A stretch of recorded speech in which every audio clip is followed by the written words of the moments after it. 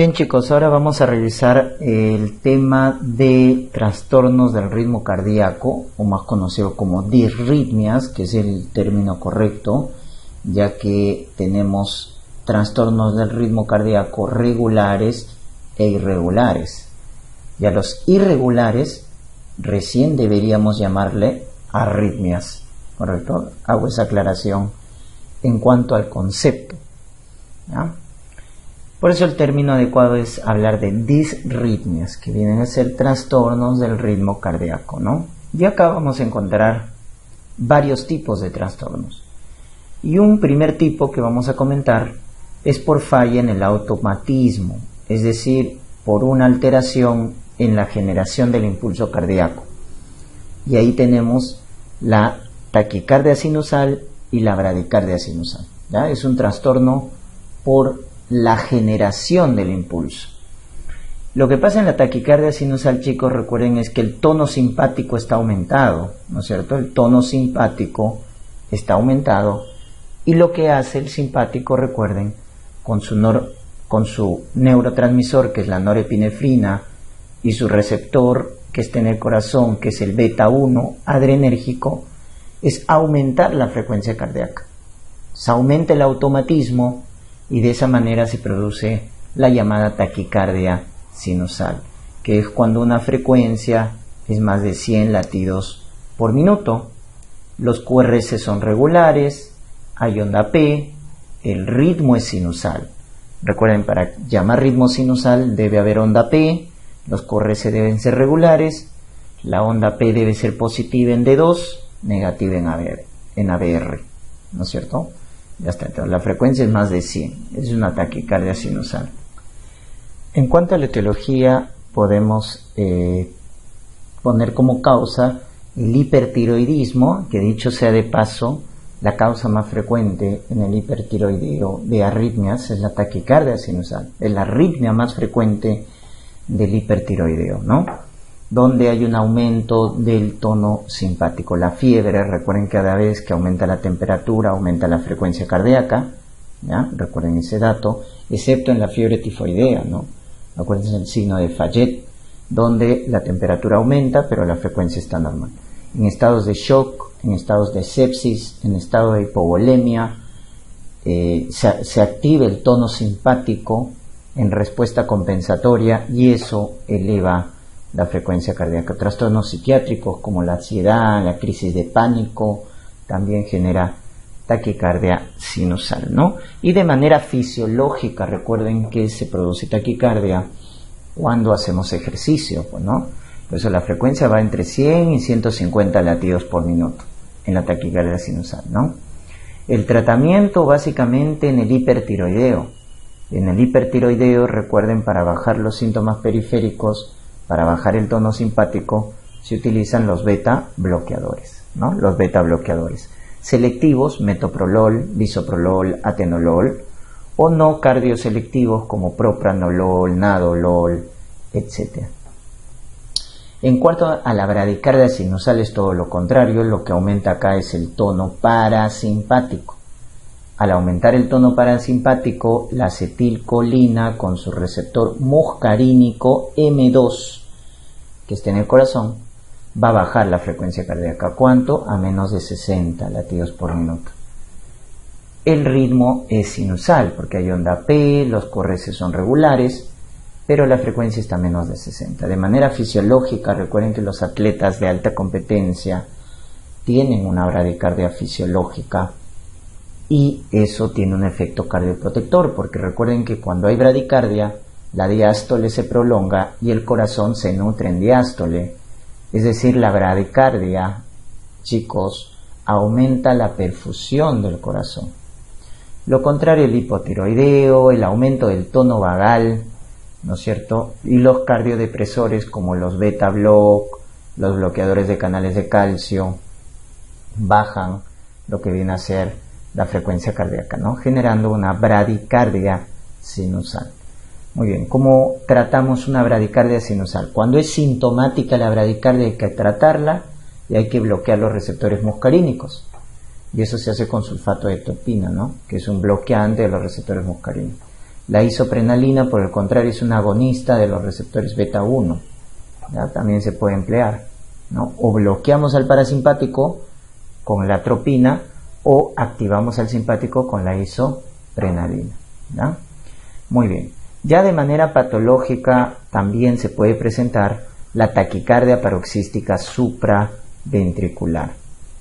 Esta arritmia se produce por los llamados fenómenos de reentrada, circuitos de reentrada.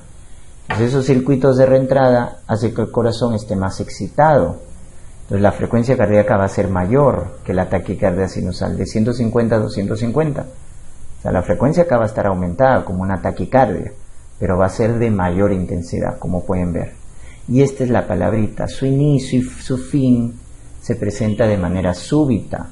No es como la taquicardia, que se presenta de menos a más. Acá, ¿no es cierto?, viene a ser el inicio y el fin súbito, ¿correcto? Inicio y fin súbito. Muy bien. Entonces, se presenta más frecuente en mujeres jóvenes, ¿no? Te van a poner así como caso clínico, mujer joven que tiene palpitaciones de inicio y fin súbito. Ahí debes tú sospechar con una frecuencia entre 150 y 250 una taquicardia paroxística supraventricular. Solo vas a ver QRS y onda T. No hay la onda P, pero no es que no esté.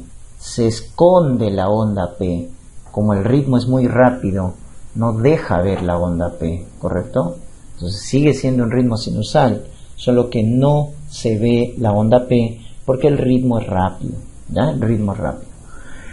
La conducta terapéutica es masaje del seno carotidio como maniobra vagal. Hacemos el masaje del seno carotidio y vemos que la paciente hasta en el 80% responde a esta maniobra vagal. Los casos refractarios se manejan con este fármaco, adenosina, por vía endovenosa. Ese es el antiarrítmico de elección en la taquicardia paroxística supraventricular. Y ya el tratamiento definitivo en casos refractarios, en casos severos, el tratamiento definitivo es la ablación con radiofrecuencia, ¿no? Ese es el tratamiento definitivo. Muy bien.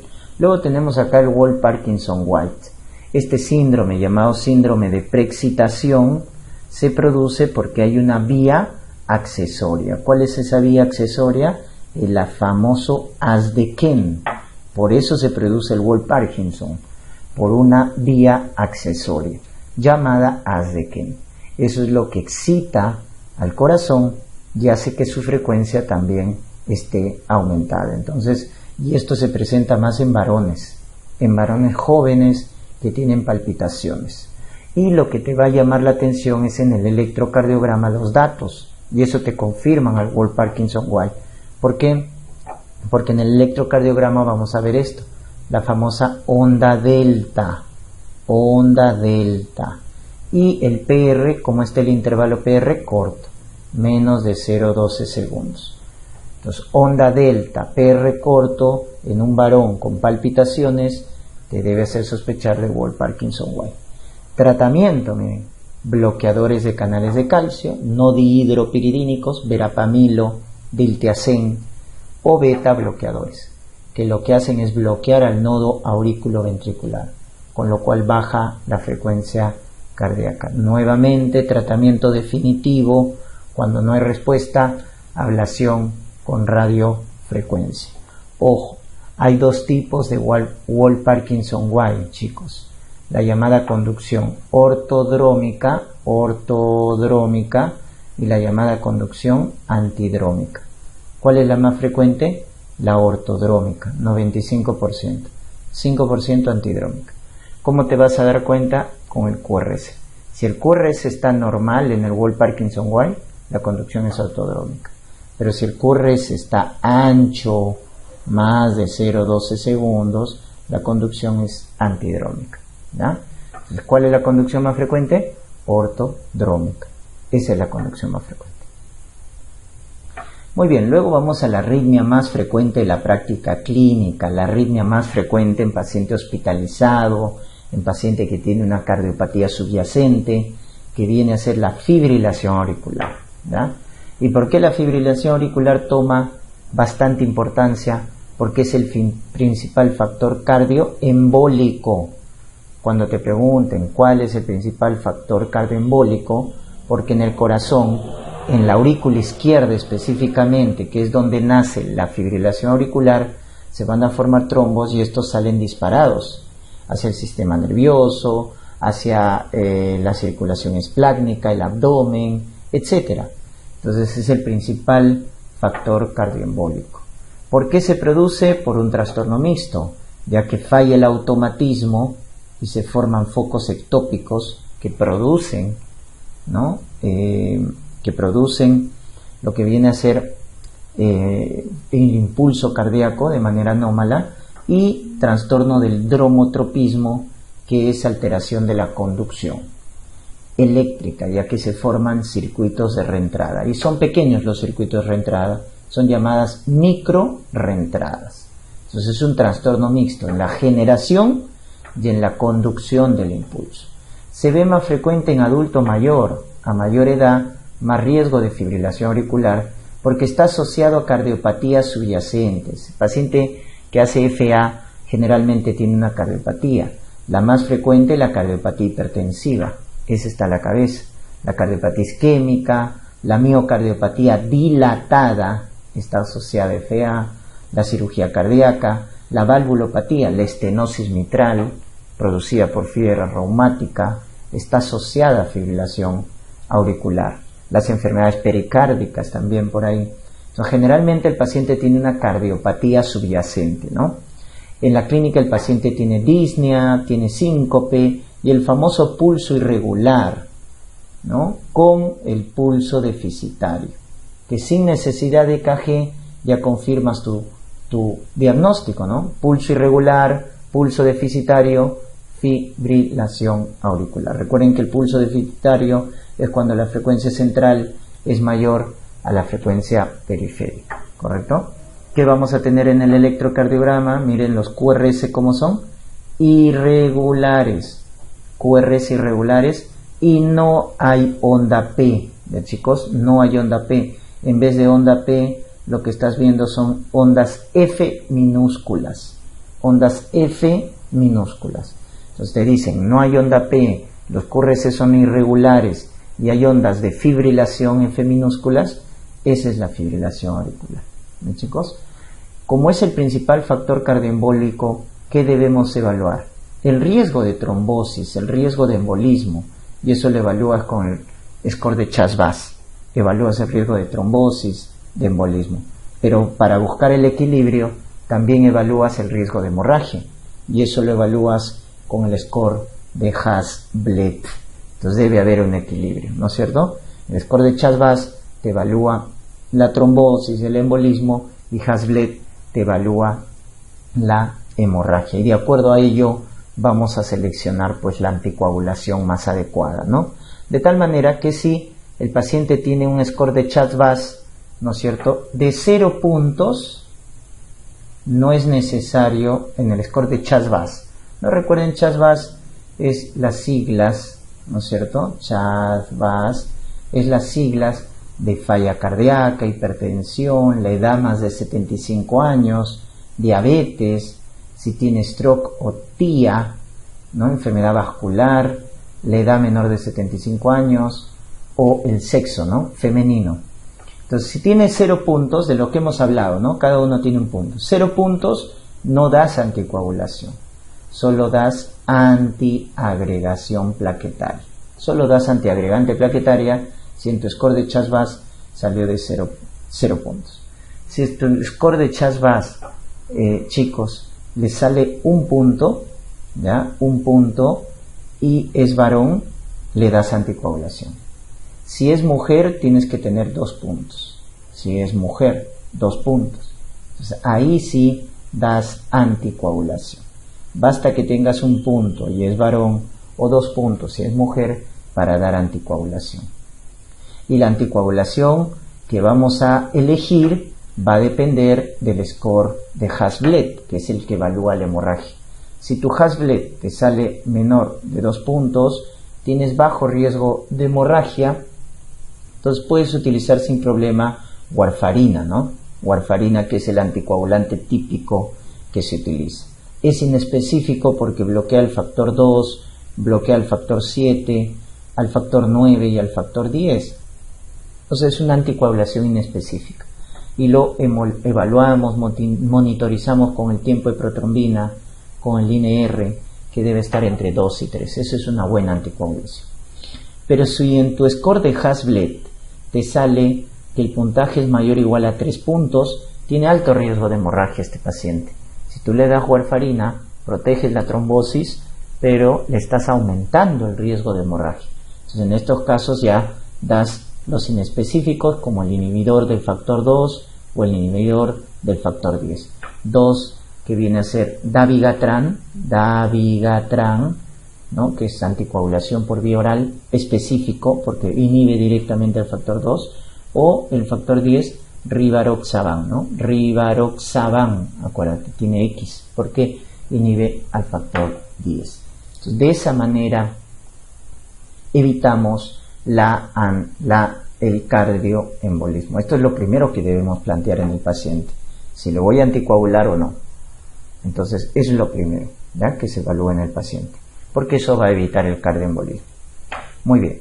¿Cuál es el otro tratamiento fundamental? Ya cuando viene en el ataque agudo, ¿no? Cuando viene un paciente a la emergencia en FA, lo primero que debes hacer es controlar la frecuencia cardíaca, sobre todo cuando está aumentada, ¿no? Y eso se llama FARVA, fibrilación auricular de respuesta ventricular alta, ¿no? Entonces, vamos a ver que para controlar la frecuencia cardíaca tenemos los siguientes fármacos en un paciente con FA. El de elección y el de primera línea para controlar la frecuencia cardíaca son los beta bloqueadores. Metoprolol, carvedilol, son los de elección para frenar la frecuencia cardíaca en un paciente con FA cuando esté en taquicardia. Segundo lugar, si es que no puedes utilizar beta block porque están contraindicados, calcio antagonista, verapamilo, diltiazem. Y en tercer lugar, la digoxina. ¿Cuándo se emplea digoxina? Cuando el paciente tiene FA asociado a falla cardíaca. Cuando te dicen falla cardíaca con fibrilación auricular, ahí utilizamos digoxina para controlar la frecuencia cardíaca. Si el paciente viene hipotenso, si el paciente viene con trastorno del sensorio, si el paciente tiene o está hemodinámicamente inestable, recuerden que ahí el tratamiento en cualquier arritmia, esto es para cualquier arritmia, cardioversión eléctrica. Cuando el paciente está hemodinámicamente inestable, hipotensión, trastorno del sensorio, cardioversión eléctrica, ¿ya? Si está estable el paciente, hacemos cardioversión farmacológica, ¿no? Cuando está estable, cardioversión farmacológica. Y es lo último que se debe hacer, cardiovertir, ¿no? Entonces, ahí utilizamos los antiarrítmicos de la clase 1C, que es flecainida, propafenona, ¿no? Ayudan a cardiovertir de manera farmacológica. Y eso se da cuando el paciente está estable, ¿ya? Entonces, siempre pregúntate en el tratamiento del paciente con FA, anticoagulación, control de frecuencia cardíaca y la cardioversión, ¿ya? La cardioversión. Luego tienes por acá el bloqueo auriculoventricular. Cuando hablamos del bloqueo AB, estamos hablando pues de que la conducción en el nodo auriculoventricular, que es nuestro segundo marcapaso, está más lento de lo normal. Por lo tanto, la característica cardinal es que el intervalo PR está prolongado, más de 0,20 segundos. Cuando tú veas un intervalo PR más de 0,20, planteas un bloqueo auriculoventricular, que en el primer grado básicamente es una conducción lenta, no es que está bloqueado, porque si tú te das cuenta, después de una onda P siempre hay un QRS, ¿no? Entonces, solo que el PR está aumentado. Entonces es una conducción lenta, el de primer grado, y generalmente el paciente está asintomático, no hay mayor repercusión. En el segundo grado ya hay un verdadero bloqueo, porque miren, acá onda P, QRS, onda P, QRS, onda P, y acá ya no aparece QRS.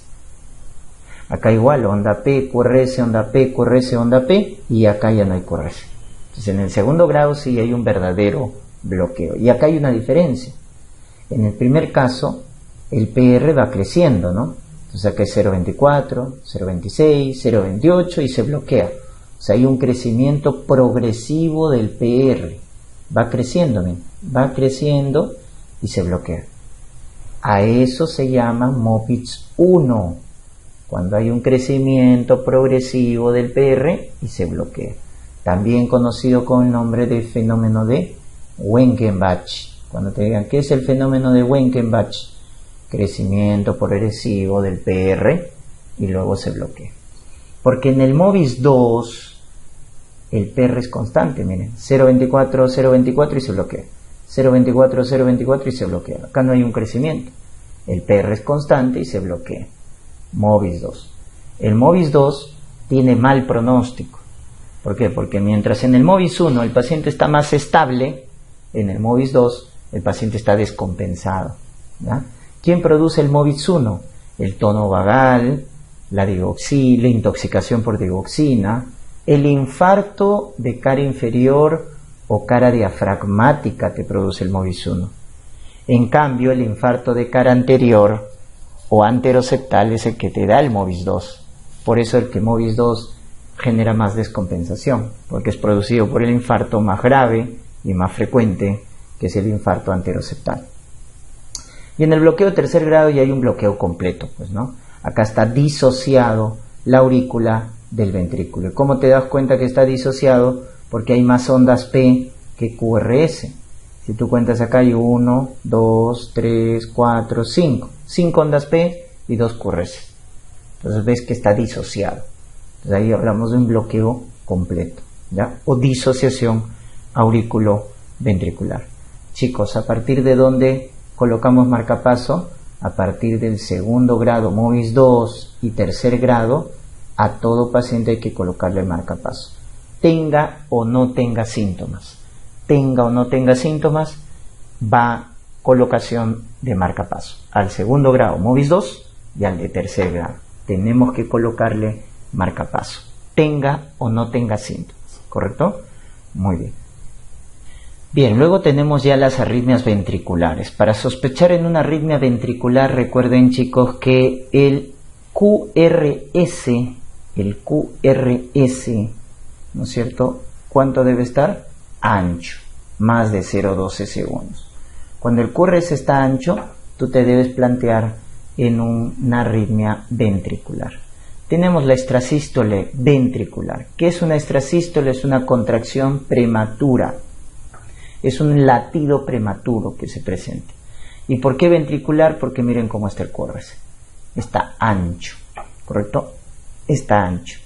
La extrasístole ventricular, su causa más frecuente es la cardiopatía isquémica, el infarto agudo de miocardio, ¿ya? Y hay que tratarlo con lidocaína, ¿no? Un antiarrítmico de clase 1B. También podemos usar procainamida, ¿no? Que es un antiarrítmico de la clase 1A, ¿ya? En esos casos utilizamos para el tratamiento las extrasístoles ventriculares. No solo el infarto, recuerden que también la intoxicación por digoxina produce extrasístoles ventriculares, van en grupo de 2, por eso se le llama bigeminismo, ¿no? Porque produce en grupo de 2 las extrasístoles. O por eso también te tienes que acordar del llamado pulso bigeminado. Cuando te dicen ¿quién produce el pulso bigeminado? La intoxicación por digoxina. Luego tienes acá la taquicardia ventricular, que es la suma de varias extrasístoles ventriculares. Miren, varios QRS anchos se juntan y la frecuencia está más de 100. El ritmo es regular, porque si uno mide la distancia entre los QRS, son regulares, solo que el QRS está ancho, ¿no es cierto? Acá generalmente el paciente ya puede estar inestable, es decir, puede estar hipotenso, puede estar con alteración del sensorio. Por eso el tratamiento cuando está inestable, recuerden, es cardioversión eléctrica. Si no hay pulso, ya es un paro cardíaco. Recuerden que una causa de paro es la llamada taquicardia ventricular sin pulso, es un ritmo de paro. Y ahí ya tienes que desfibrilar. Yo hago cardioversión eléctrica cuando el paciente está inestable hemodinámicamente, hipotenso, con alteración del sensor. Y hago desfibrilación cuando el paciente está en paro cardíaco, ¿ya? Si está estable, fármacos, lidocaína, procainamina, si está estable, y en casos refractarios severos, cuando no hay respuesta a otros antiarrítmicos, recuerden amiodarona, que está en el grupo 3 de la clasificación de Van y Williams de los antiarrítmicos, ¿no? Hemos dicho lidocaína es 1B, procainamida 1A, amiodarona está en la clase 3, ¿ya? En la clase 3, se da en casos refractarios severos. Recuerden la clasificación de los antiarrítmicos, ¿ah? El del grupo 1 son los que bloquean los canales de sodio, grupo 2 son los beta bloqueadores, grupo 3 son los que bloquean los canales de potasio y grupo 4 son los bloqueadores de canales de calcio. En el 1 tienes el 1A, el 1B y el 1C. En el 1A está la procainamida, en el 1B está la lidocaína, en el 1C está la flecainida, propafenona, en el 2 están los beta bloqueadores. Dentro de los beta bloqueadores pues tenemos a carvedilol, bisoprolol, metoprolol. En el grupo 3 es donde está la amiodarona, antiarrítmico de amplio espectro, pero muy tóxico, ¿verdad? De la amiodarona tienen que acordarse que si bien es cierto, es de amplio espectro, te trata cualquier arritmia, pero es muy tóxica, genera fotosensibilidad, disfunción tiroidea, sobre todo hipotiroidismo, te genera cirrosis o fibrosis pulmonar, que ya es lo más grave, ¿no? Cuando su uso es crónico. Por eso la amiodarona se utiliza para cuadros agudos, severos, refractarios, no crónico, porque tiene muchos efectos adversos. Y hay un beta block, ojo, que está en el grupo 3, que es sotalol, ¿ya? Recuerden ese dato.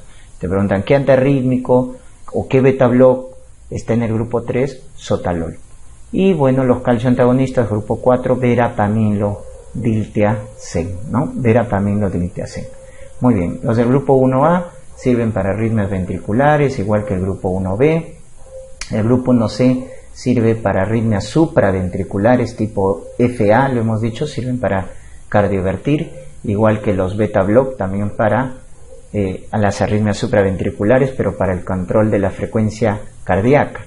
En cambio, el 1C sirve para la cardioversión. Miren la diferencia. El grupo 1C sirve para la cardioversión de la fibrilación auricular. En cambio, el beta block sirve para controlar la frecuencia cardíaca.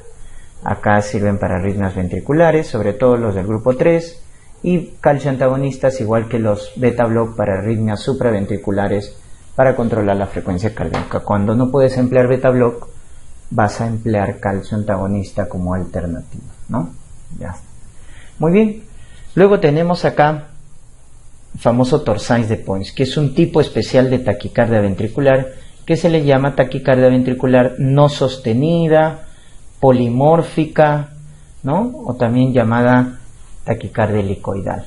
¿Por qué? Porque los QRS son de diferente forma, como estás viendo ahí. Y el factor de riesgo es esto, el intervalo QT largo. Un intervalo más de 0.45 segundos va a dar origen al Torsades de Points. Hay cuadros congénitos como el síndrome de Romano, que sigue una herencia autosómica dominante, o cuadros adquiridos como electrolitos. Y acá no hay pierde. El calcio bajo, el potasio bajo, el magnesio bajo genera QT largo. Y el QT largo genera Torsades de Points.